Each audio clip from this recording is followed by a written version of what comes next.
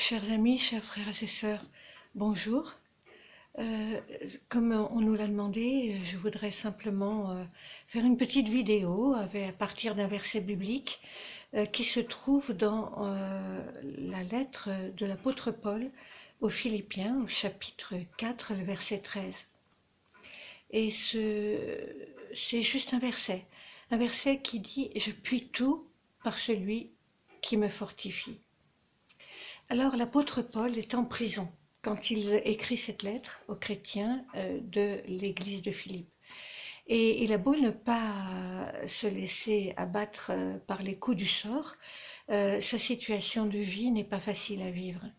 Et jusqu'ici, malgré les persécutions, malgré les complots contre lui, les attaques de toutes sortes, il a tenu bon.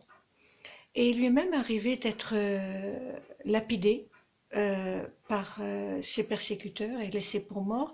Et ses persécuteurs se sont réjouis à l'idée d'être enfin débarrassés de lui. Mais ils se sont réjouis trop tôt parce qu'il avait survécu au coup et il était toujours vivant. Et c'est qu'il a la peau dure, ce Paul. Et à chaque fois, ça a été une histoire incroyable, une histoire miraculeuse, témoignant de la protection de Dieu sur cet homme hors du commun. Mais Paul, tout battant qu'il soit, euh, n'hésite pas à reconnaître qu'il ne peut pas compter sur ses propres forces pour rester debout, mais qu'il compte sur la puissance du Seigneur lui-même. D'où ces mots incisifs de notre verset « Je puis tout par celui qui me fortifie ». Paul sait par expérience, il sait par expérience que c'est grâce à Dieu qu'il a pu résister au découragement, lorsqu'il a été ballotté dans les tempêtes de l'existence, lorsqu'il a fait naufrage, lorsqu'il se trouvait sur un navire.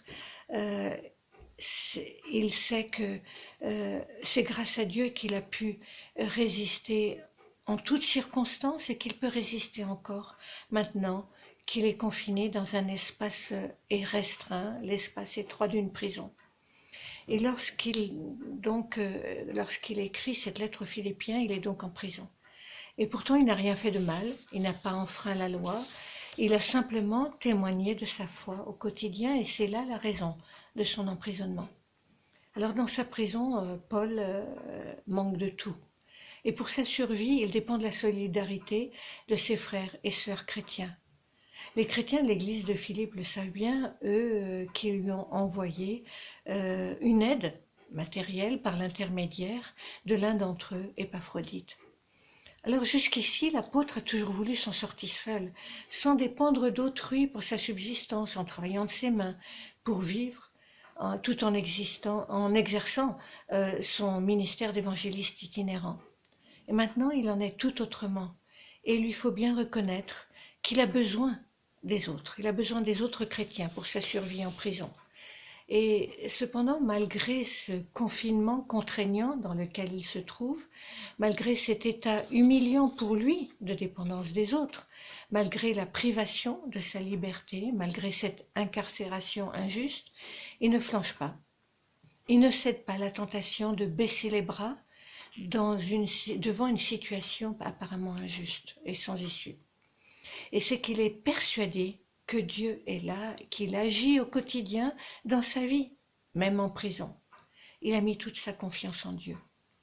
Et même si à vue humaine, il n'a aucun moyen de savoir s'il va pouvoir sortir de cette situation un peu plus délicate, et si oui, il ne sait pas quand ni comment, il est malgré tout convaincu que le Seigneur va l'aider d'une manière ou d'une autre et lui permettra de voir le bout du tunnel.